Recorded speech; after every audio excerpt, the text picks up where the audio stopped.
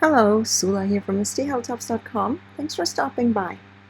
I received a request to show how I created these pockets that I use for my December 2022 Christmas album, which is basically a December daily. And I used a lot of these pockets, and someone was asking how I was creating them. So here you see all the different ones. And so I thought I could make a quick tutorial, or I'm not even sure how long this tutorial will take.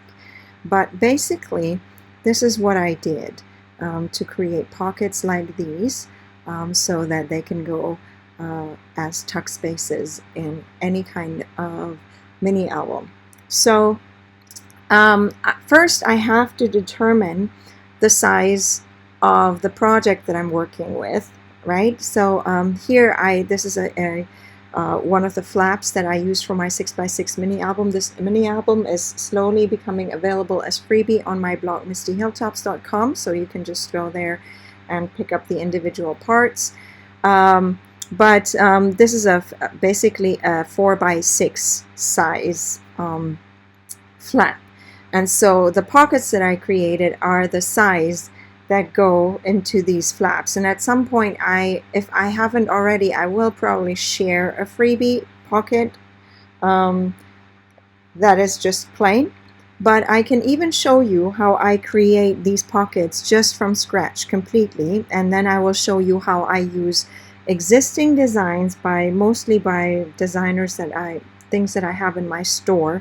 So what I'm doing right now is I'm determining about how large I want the pocket to be. So I'm making it slightly smaller, and you can make it any size you want, obviously, but I'm keeping it slightly smaller. This part here is where the flap will be, so I'm not counting this part, so it's just eyeballing it. I don't have to have it in exactly a certain size.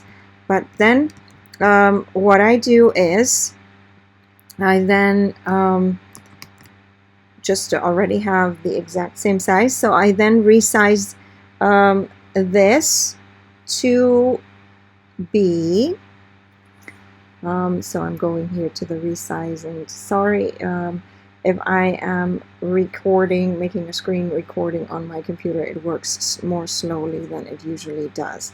So here I am then just trying to make it let's see, this one maybe about 1 centimeter, and you can do it 1/2 inch if you work with inch. Just do it, make it about 1/2 inch. I will give it a little more than 1 centimeter. I will give it 1 centimeter and 1 millimeter. And so that basically, I'm showing you how I make these flaps, how I add these flaps. So this one would go here, and then I just double click so that I can use these nodes or these corners there, and then I just count. I'm a perfectionist, so I try to keep things in like even. So here I'm making sure it's like I'm counting 1, 2, 3, 4, 5, 6, 7, 8, 9, 10, 11, 12, 13, 14, 15, 16, 17, 18, 19, 20. 1, 2, 3, 4, 5, 6, 7, 8, 9, 10. Okay, I'm going about 30 in. It doesn't matter so much with the top one here, but it matters more if I don't want an overlap between these two. They have to be a little flatter. So here I am. They don't have to be exactly equal. 1, 2, 3, 4, 5, 6, 7, 8, 9, 10. 1, 2, 3, 4, 5, 6, 7, 8, 9, 10. 4, 5, 6, 7, 8, 9, 10. I'd like to give it a little more glue space, so I'm gonna put this a little less flat, but I'm keeping this side flatter because I don't want it to overlap.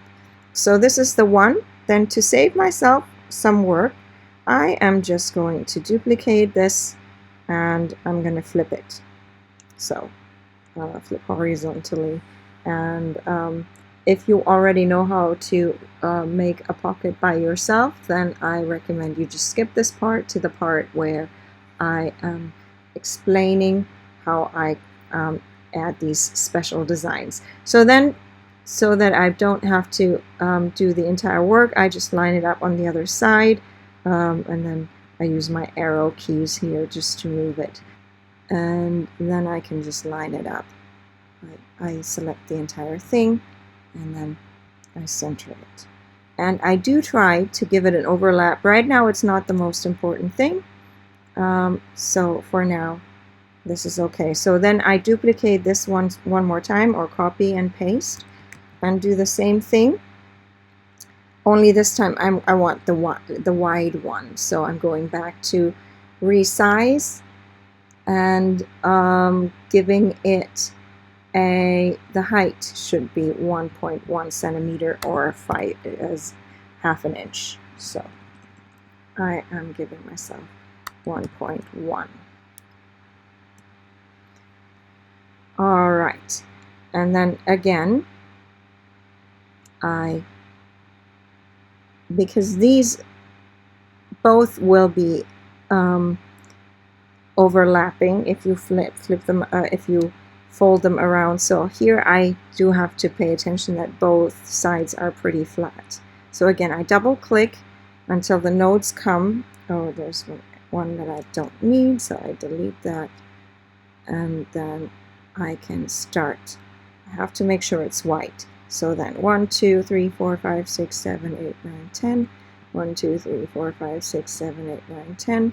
1, 2, 3, 4, 5, 6, 7, 8, 9, 10.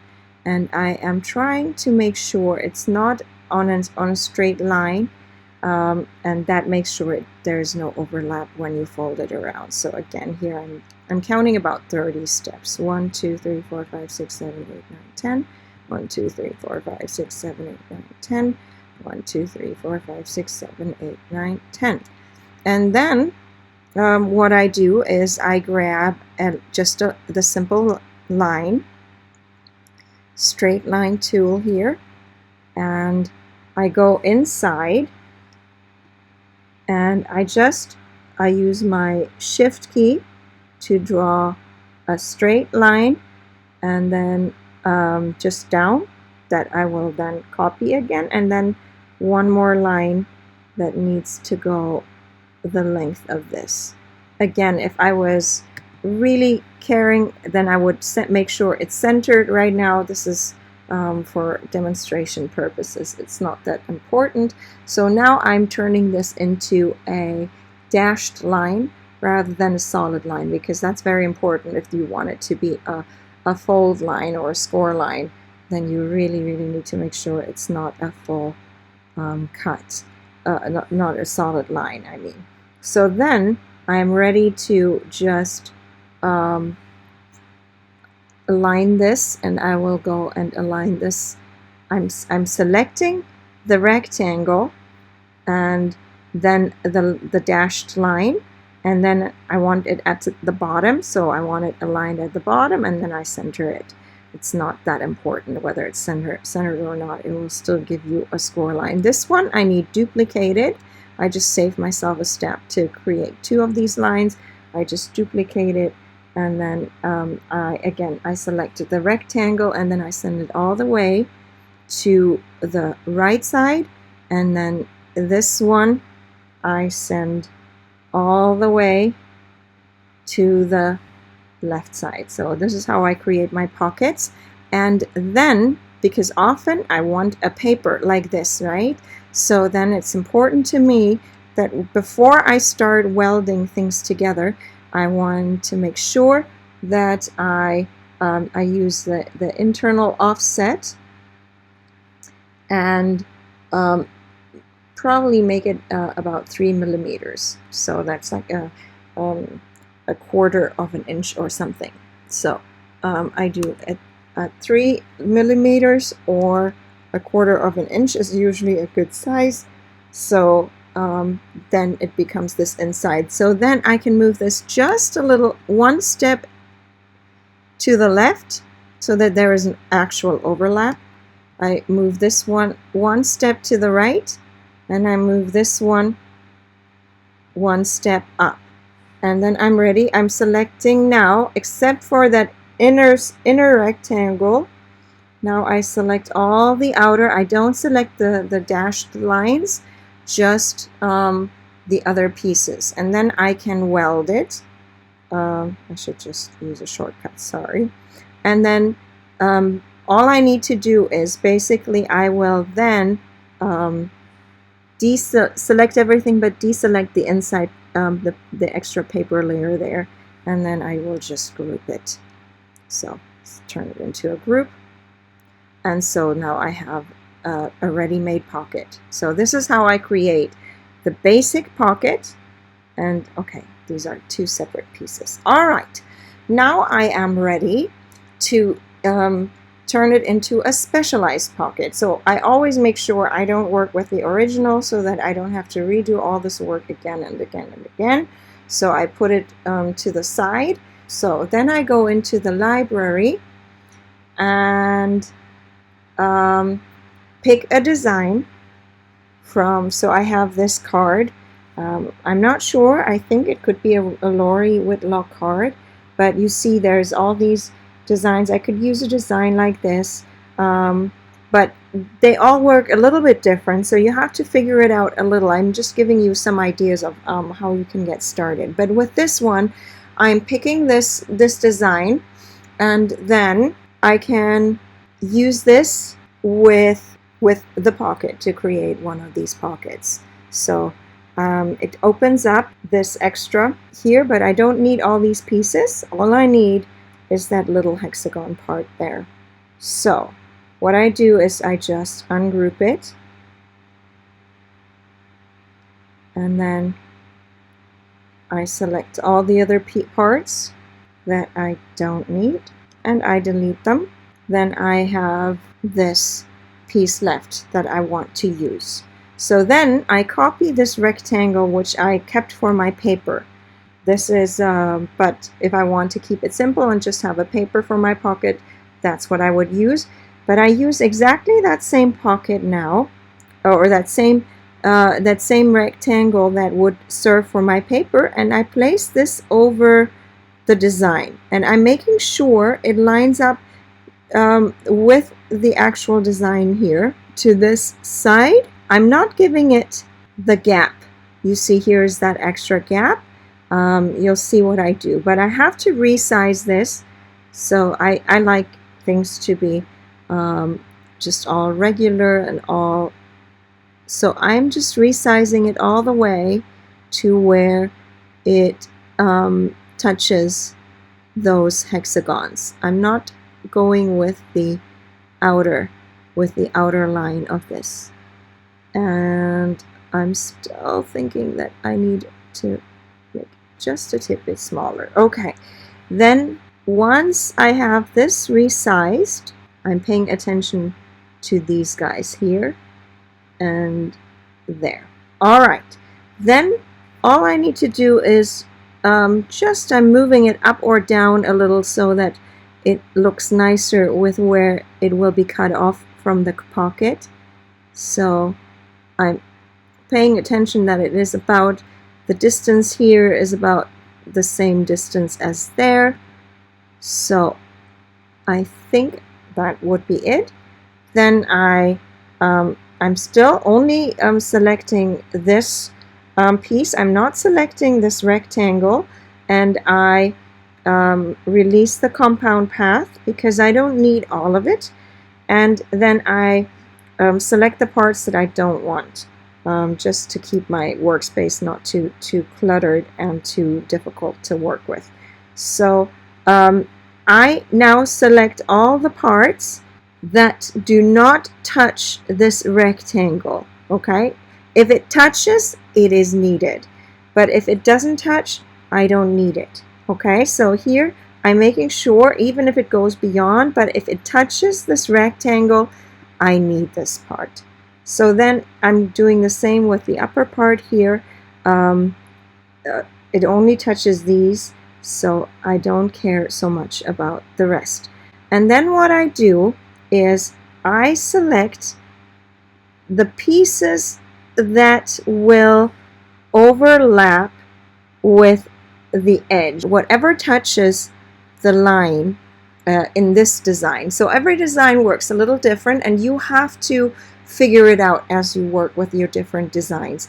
But then you go to the modify panel right here. This is the modify panel, and then I pick crop. Now again, it depends on the design that you use. No, this didn't work. See, let me see. I am just going to choose this one, and then without touching that rectangle again, the bottom one, and I'll try the crop again and see what it does. Yeah. All right. So you have to see how this works. Sometimes you have to use the subtract. Sometimes you have to use the crop. Sometimes you have to select all of it. Sometimes you have to select part of it. So it always depends. And then once you're done, like, I mean, I recommend the easiest thing to do is to group your this so that it's not all in individual pieces here, and then it becomes one piece and you don't accidentally lose them. And then I just place them into the rectangle that is in the pocket, and then I select the rectangle and delete the rectangle, and there you have it. So here you have now the design that will fill this pocket. Let me just show you. This is a good way to double check whether it actually worked or not. I will ungroup because I don't want to lose the dashed lines. So I'm ungrouping this, and then I just select the group for the design here and the pocket, and I make a compound path. So I just make it a compound path, and then I can color it and I can see if it actually works. Sometimes you have to pay attention. I have done where I cut pockets, but the designs were inverted, and so then it ended up being the wrong part were being cut out. So here you can ensure that it's the right parts that will be cut out, and here you see basically how the pocket will look once you are using it with your cutting machine. So this is an easy way of how I create a pocket like this. I will show you another one with where I'm using words, just simple words. You see here at the bottom I have these I created myself. So these are super easy to create. All I did basically was, again, I have my rectangle, and then let me pull this over, copy this into my workspace here, just to show you. So, and I have to check which one will work. Is it this one that cuts it all out? And I'm just going to remove the color. Yes, I think it was, this time it was the subtract. Okay, so again, you have to play with the settings. And obviously now this was not made for the pocket, for this pocket size. I had a different size. I was just eyeballing it, as you saw. So anyway, then you can add it into your pocket, and you can either group it or make a compound path, and then you have something with just a writing. These are just some of my fonts that I have on my computer, and I just wrote out these words and then turned them, as you saw, turned them into these pockets.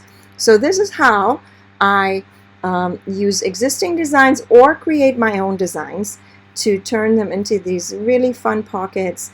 I love that you can see the pattern papers behind where it will be cut out. So I hope you found this tutorial useful. Give it a thumbs up if you did. Consider subscribing, and I hope you have a great day. Thanks for watching. Bye.